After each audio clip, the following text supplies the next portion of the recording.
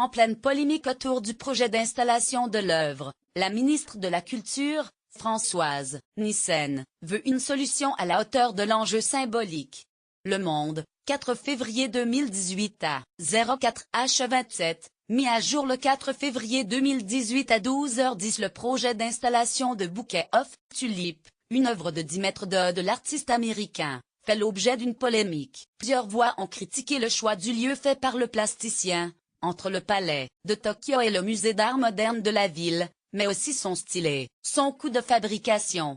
L'artiste, qui avait annoncé en novembre 2016 son intention d'offrir la sculpture à Paris, après les attentats de 2015 et 2016, a été reçu par Madame Nyssen mardi. Lire. La polémique du Bouquet of Tulip de Jeff Koons ne dégonfle pas. Jeff Koons a souhaité faire un don à la ville de Paris après les attentats. Je lui ai exprimé notre reconnaissance, a dit la ministre à l'hebdomadaire.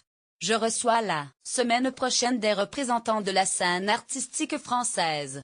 Nous allons accompagner la ville de Paris et trouver ensemble une solution à la hauteur de l'enjeu symbolique, a-t-elle expliqué, sans donner plus de précision. Le coût de sa fabrication et de son installation est entièrement pris en charge par des mécènes américains et français, a, pour sa part, assuré la maire, PS, de Paris, Anne Hidalgo, dans une interview pour le site du JDD.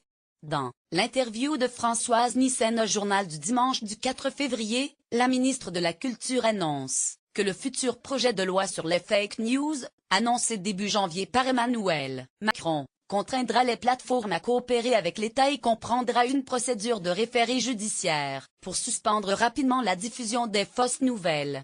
Les mesures auxquelles nous travaillons d'ici à mars pour une loi sur la confiance dans l'information doivent permettre d'agir très rapidement quand une fausse nouvelle devient virale, particulièrement en période électorale.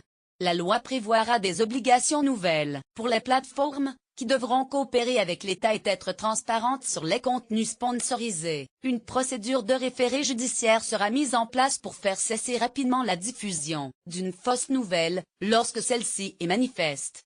S'il y a manquement aux obligations qu'imposera la loi, devoir de coopération, transparence sur les contenus sponsorisés, il y aura des sanctions. Lire. Aussi, légiférer sur les fausses informations en ligne. Les problèmes que cela soulève. Lire aussi, Christophe Bigot. Le président envoie un signal de méfiance envers la presse. La ministre s'est voulue de nouveau rassurante quant au respect de la liberté de la presse, avec un texte qui protégera contre le risque de censure privée si les plateformes agissent selon leurs propres règles.